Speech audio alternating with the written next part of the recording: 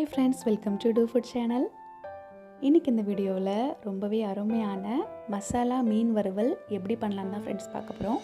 இதில் நம்ம எல்லா மசாலாவும் வறுத்து அரைச்சி அதுக்கப்புறம் மீன் பொரிக்க போகிறோம். ஸோ ரொம்ப சூப்பராக இருக்கும். இப்போ வாங்க இந்த ரெசிபி எப்படி பண்ணலான்னு பார்க்கலாம்.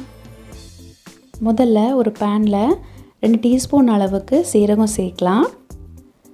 2 டீஸ்பூன் பெருஞ்சீரகம் சேர்த்துக்கோங்க. 1.5 டீஸ்பூன் அளவுக்கு நல்ல மிளகு சேர்க்கலாங்க. அது கூடவே 4 கிராம்பு சேர்க்கலாம், நல்ல டேஸ்ட்டாக இருக்கும். அதுக்கப்புறம் நான் இன்றைக்கி 10 காஞ்ச வத்தல் சேர்த்துக்கிறேன். உங்களுக்கு காரத்துக்கு ஏற்ற மாதிரி கூட்டவோ குறைக்கவோ செய்யுங்க. 3 டீஸ்பூன் அளவுக்கு முழு மல்லி சேர்க்கலாங்க. ஒரு கொத்து கருவேப்பிலை, இது எல்லாத்தையும் சேர்த்துட்டு நல்ல மிதமான சூடில் வச்சு நல்லா வறுத்து எடுத்துக்கோங்க. நீங்கள் வறுக்கும் போதே நல்ல வாசனை வரும். இப்போ பாருங்கள், இது எல்லாமே நல்லா வறுபட்டுருச்சு. இப்போ நம்ம ஸ்டவ் ஆஃப் பண்ணிடலாம். ஸ்டவ் ஆஃப் பண்ணதுக்கப்புறம் 1/4 டீஸ்பூன் அளவுக்கு மஞ்சத்தூள் சேர்த்துக்கோங்க. சேர்த்துட்டு நல்லா கலந்து விடுங்க. இது இப்போ நல்லா ஆறட்டும். அடுத்தது ஒரு மிக்சர் ஜாரில் 10 பல் பூண்டு, ஒரு சின்ன துண்டு இஞ்சி, அது கூடவே 10 சின்ன வெங்காயம் இது எல்லாத்தையும் சேர்த்து தண்ணி எதுவும் சேர்க்காமல் நல்ல மையாக இந்த மாதிரி அரைச்சி எடுத்துக்கோங்க. இப்போ அடுத்தது நம்ம வறுத்த மசாலா எல்லாம் நல்லா ஆறிடுச்சு. அது எல்லாத்தையும் மிக்சர் ஜாரில் சேர்த்துடலாம். எல்லாத்தையும் சேர்த்ததுக்கப்புறம் தண்ணி எதுவும் சேர்க்காமல் இந்த மாதிரி நல்லா பவுடரை அரைச்சி எடுத்துக்கோங்க.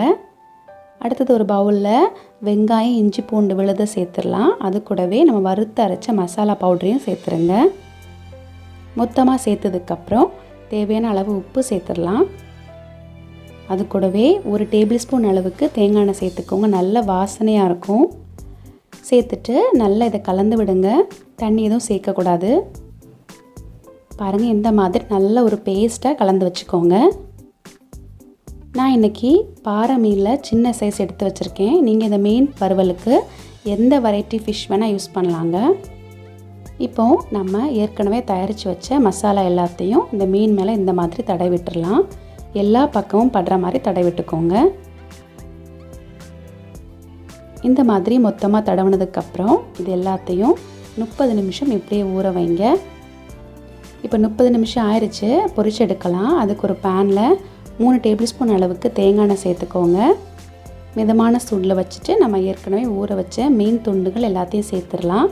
தேங்காய் எண்ணெயில் பொரிச்சா நல்லா வாசனையாக இருக்கும், டேஸ்ட்டாக இருக்கும். அதுக்கு தான் நீங்கள் சாதாரண எண்ணெய் கூட யூஸ் பண்ணலாம். இப்போ இந்த மாதிரி சேர்த்ததுக்கப்புறம் மிதமான சூடில் 4 நிமிஷம் இந்த மாதிரி பொரிய விடுங்க. இப்போ 4 நிமிஷம் ஆயிடுச்சு. ஒரு பக்கம் நல்லா வெந்திருக்கு. இன்னொரு பக்கத்துக்கு எல்லா மீன் துண்டுகளையும் மாற்றி போட்டுடலாம்.